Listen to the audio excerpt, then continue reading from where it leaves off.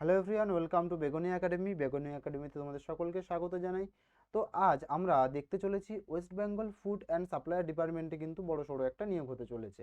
তো যদি একটু ভালো করে ভিডিওটাকে তোমরা খেয়াল করো, ঠিক এইখানটায় একটু স্ক্রল করে নিচের দিকে অফিসিয়াল ওয়েবসাইটে আসার পরে রিক্রুটমেন্ট বলে একটা সেগমেন্ট পেয়ে যাবেন, যেখানে কিনা 122 অর্থাৎ 122 নম্বর যে বিজ্ঞপ্তি আছে সেটাতেই আমাদের কিন্তু রিক্রুটমেন্ট হচ্ছে। অর্থাৎ 14 তারিখ থেকে কিন্তু অলরেডি এটার অ্যাপ্লাই শুরু হয়ে গেছে এবং শেষ হবে 14 এপ্রিল পর্যন্ত। অর্থাৎ 14 মার্চে অ্যাপ্লাই শুরু হয়েছে, 14 এপ্রিলে লাস্ট ডেট।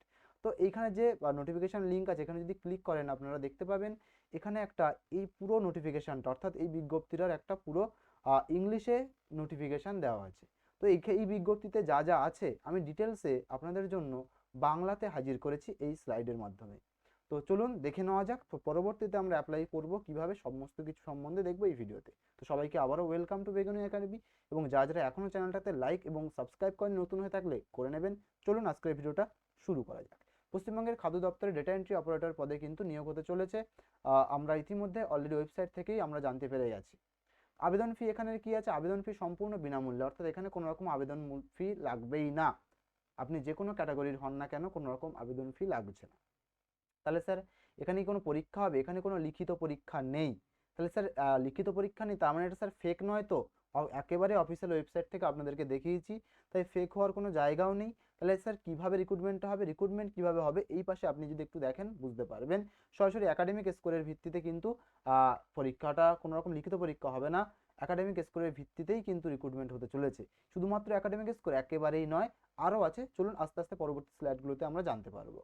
আবেদনের শেষ তারিখ কবে? 14 এপ্রিল, অর্থাৎ 14 এপ্রিল হচ্ছে আমাদের আবেদনের শেষ তারিখ।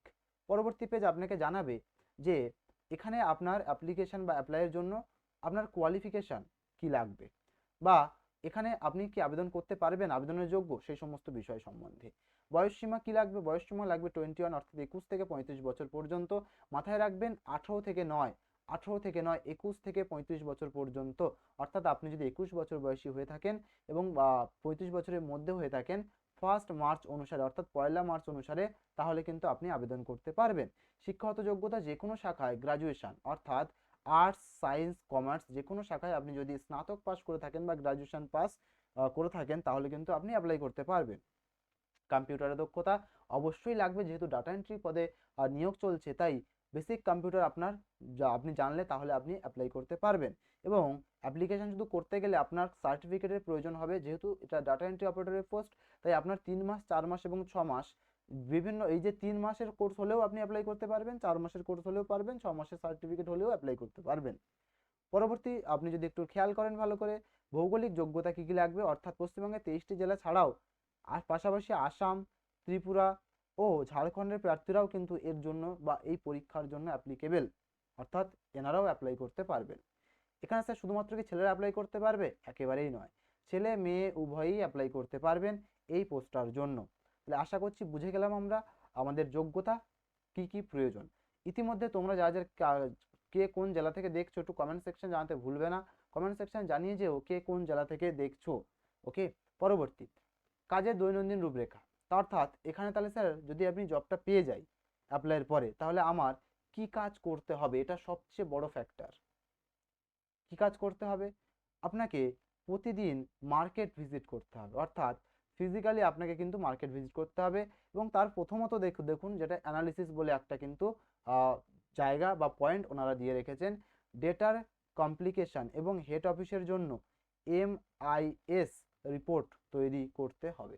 অর্থাৎ আপনার সমস্ত মার্কেট থেকে জিনিসপত্র কে কোথায় কেমন কি চলছে সমস্ত কিছু দেখে নিয়ে সমস্ত কিছু হেড অফিসে কিন্তু MIS রিপোর্ট তৈরি করে পাঠাতে হবে। ফিজিক্যাল ভিজিট করতে হবে কোথায়? প্রতিদিন হোলসেল ও রিটেল মার্কেটে সরাসরি ভিজিট করতে হবে, অর্থাৎ হোলসেল এবং রিটেল যে মার্কেটগুলো সেগুলোতে আপনাকে সরাসরি ভিজিট করতে হবে। তারপর সেখান থেকে ডেটা সংগ্রহ করতে হবে, GPS লোকেশন অন রেখে বাজার দরের রিয়েল টাইম ডেটা সংগ্রহ করতে হবে। তারপর আপনাকে রিপোর্টিং করতে হবে, সংগৃহীত ডেটা ন্যাশনাল ওয়েবসাইট বা নির্দিষ্ট মোবাইল অ্যাপে আপলোড করতে হবে। অর্থাৎ তারপরে সমস্ত কিছু যে ডেটাগুলো সারাদিন ধরে আপনি কালেক্ট করলেন সেগুলো আপনাকে রিপোর্টিং করার জন্য কোনো মানে অফিসিয়াল ওয়েবসাইট অথবা মোবাইল অ্যাপের মাধ্যমে সেগুলো আপলোড করে পাঠাতে হবে। কিভাবে আপনার মেধা তালিকা তৈরি হবে, অর্থাৎ অ্যাপ্লাইয়ের পরে কিভাবে আপনি এই জবটাকে বা সিলেক্টেড হবেন এই জবে। কোনো লিখিত পরীক্ষা নেই, কিন্তু আপনার একাডেমিক যে 100 নম্বর আছে খেলাটা হচ্ছে এখানটাতেই। একাডেমিক 100 নম্বরের ভিত্তিতেই এখানে কিন্তু প্রার্থী বাছাই হবে।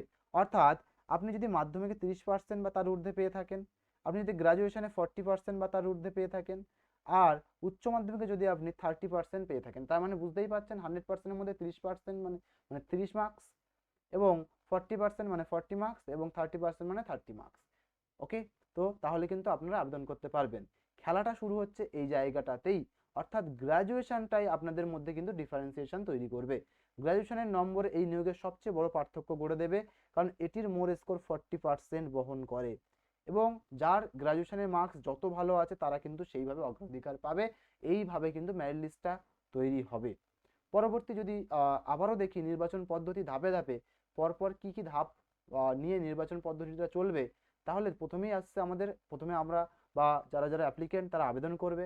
পরবর্তীতে একাডেমিকের যে নম্বর সেটা 1:10 রেশিওতে কিন্তু শর্ট লিস্টেড হবে। অর্থাৎ পরিষ্কারভাবে বলে দেওয়া আছে নোটিফিকেশনে, যেগুলো আপনারা দেখলেন প্রথমেই ভিডিওর, শুধুমাত্র একাডেমিক স্কোরের ভিত্তিতে শূন্যপদ 10 গুণ প্রার্থীকে পরবর্তী ধাপের জন্য ডাকা হবে। এবারে এই যে 10 গুণকে ডাকা হলো, সেখানে আবার 1:5 অর্থাৎ অ্যাসেসমেন্ট করে এবং টাইপিং টেস্টের পর চূড়ান্ত এমএস এক্সেল টেস্ট ও ইন্টারভিউ এর জন্য শূন্যপদ 5 গুণ প্রার্থীকে ডাকা হবে। প্রথমে একাডেমিক শর্টলিস্ট হলো 1:10 রেশিওতে, তারপরে স্কিল টেস্ট ও ইন্টারভিউয়ের জন্য 1:5 রেশিওতে ডাকা হবে, এবং এইখানটাতেই এমএস এক্সেল এবং টেস্ট হবে, আর তার পাশাপাশি ইন্টারভিউ হবে। এই জায়গাটায় যে আমাদের 1:5 রেশিওতে কিন্তু ডাকা হবে, তাই 5 গুণ প্রার্থীকে কিন্তু ডাকা হবে, এবং অতঃপর আপনার ফাইনাল মেরিট লিস্ট কিন্তু প্রকাশিত হবে। তো আশা করছি বোঝা যাচ্ছে। পরবর্তী পোস্টিং হবে স্যার কোন কোন এরিয়াতে, বা আমার এক্সাম কোথায় দিতে পারবো। পোস্টিং এরিয়া হচ্ছে কালিম্পং, দার্জিলিং, আলিপুরদুয়ার, শিলিগুড়ি, রায়গঞ্জ এবং মালদা। অর্থাৎ এই যে আপনারা দেখতে পাচ্ছেন 6টি জেলায় কিন্তু আপনারা আমাদের পোস্টিং হবে। এবার পরীক্ষা কোথায় হবে, পরীক্ষা আপনাদের নির্দিষ্ট জেলায় যে সদর দপ্তর অর্থাৎ হেডকোয়ার্টার্স এবং রাজ্যের সদর দপ্তরে আপনাদের কিন্তু পরীক্ষা হবে, বা এই সেন্টারগুলোতেই এখানে পরীক্ষা হবে। এখানে একটা গুরুত্বপূর্ণ নিয়ম আপনাদের কিন্তু মাথায় রাখতে হবে। একজন প্রার্থী কেবল যে কোনো একটি পরীক্ষাতেই বা একটি জেলার জন্যই আবেদন করতে পারবে। যদি আপনারা একাধিক, অর্থাৎ একটা ধরুন আজকে আপনি এখানে দার্জিলিংয়ে অ্যাপ্লাই করেছেন, আবার আপনার মনে হলো না রায়গঞ্জটাতে আমি অ্যাপ্লাই করব, তাহলে আপনি যদি এই দুটো জেলাতেই অ্যাপ্লাই করে দেন তাহলে কিন্তু আপনার ফর্ম বাতিল হওয়ার চান্স থাকছে। তাই ফর্ম কিন্তু বাতিল হতে পারে, এটা মাথায় রেখে আপনারা কিন্তু অ্যাপ্লাই করবেন। তো চলুন তাহলে এক নজরে দেখে নেওয়া যাক সম্পূর্ণ আমাদের নোটিফিকেশনের ডিটেলস। কোন দপ্তরে নিয়োগ হচ্ছে, নিয়োগ হতে চলেছে খাদ্য দপ্তর অর্থাৎ ফুড অ্যান্ড সাপ্লায়ার ডিপার্টমেন্টে। পদের নাম ডাটা এন্ট্রি অপারেটর অর্থাৎ ডিইও পদে। শিক্ষাগত যোগ্যতা যে কোনো শাখায় স্নাতক এবং বেসিক কম্পিউটার তার সাথে লাগছে। বয়স সীমা 21 থেকে 35, আবেদনের কোনো রকম মূল্য লাগছে না। বাছাই প্রক্রিয়া প্রথমে একাডেমিক স্কোর 100 মার্কের উপর ভিত্তি করে, তারপর টাইপিং টেস্ট, এমএস এক্সেল এবং ইন্টারভিউয়ের মাধ্যমে কিন্তু ফাইনাল মেরিট লিস্ট। এর বিজ্ঞপ্তি প্রকাশিত হয়েছে 122 নম্বরে। তো চলুন এবারে আমরা 122 নম্বর যে বিজ্ঞপ্তি প্রকাশিত হয়েছিল সেটা আমরা একটুখানি দেখে নিই। তো সরাসরি আবারও আমরা সেই ওয়েবসাইটে ফিরে যাচ্ছি, যে ওয়েবসাইটে আপনাদেরকে আমি দেখিয়েছিলাম ভিডিওর প্রথমেই। তো এই ওয়েবসাইটে যদি আপনি আসেন, তো এই যা বললাম সম্পূর্ণটা কিন্তু এইখানটাতে দেওয়া আছে। আপনাকে কি করতে হবে, আপনি যখনই রিক্রুটমেন্ট সেকশানে ক্লিক করছেন, আপনি যদি আবেদন করতে চান দেখবেন এই যে নোটিফিকেশান লিঙ্কের পাশাপাশি ওপেনিং ডেট 14/3 অর্থাৎ মার্চের 14 তারিখে, এন্ডিং ডে দেখুন 14/4, ঠিক তার নিচেই অ্যাপ্লাই নাও বলে একটা কিন্তু বাটন আছে। এই অ্যাপ্লাই নাওতে যখনই আপনি ক্লিক করবেন আপনার এখানে আধার নম্বর দিতে হবে, এবং চেকবক্সে ক্লিক করে গেট ওটিপি করে আপনি তারপরে আপনার যে ফর্মের ইন্টারফেস সেটা দেখতে পাবেন, এবং এখান থেকেই ফর্মটা ফিল আপ করতে পারবেন। তো আশা করছি ইতিমধ্যে আপনাদেরকে সমস্ত তথ্য আমরা প্রোভাইড করতে সক্ষম হয়েছি। তো ভিডিও যদি ভালো লেগে থাকে লাইক, কমেন্ট, শেয়ার, সাবস্ক্রাইব করতে একেবারেই ভুলবেন না। তাহলে পরবর্তীতে আপনাদের যদি কোনো রকম কোয়ারিজ থাকে অবশ্যই কমেন্ট সেকশনে জানান, আর কে কোন জেলা থেকে দেখছেন ভিডিওটা অবশ্যই কমেন্ট সেকশনে জানাতে ভুলবেন না। Thank you all.